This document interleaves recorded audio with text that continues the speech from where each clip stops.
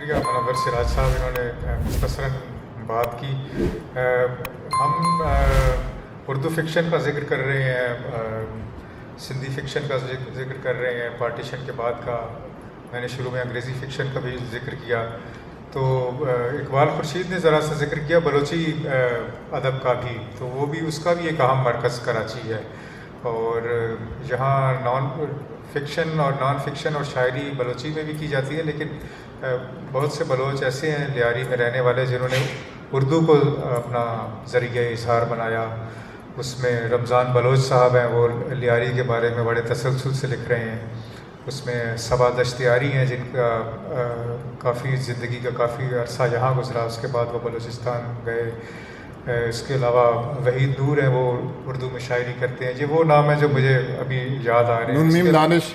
نون میم دانش بہت زبردست شاعر تھے، وہ اب نیو یارک میں ہیں.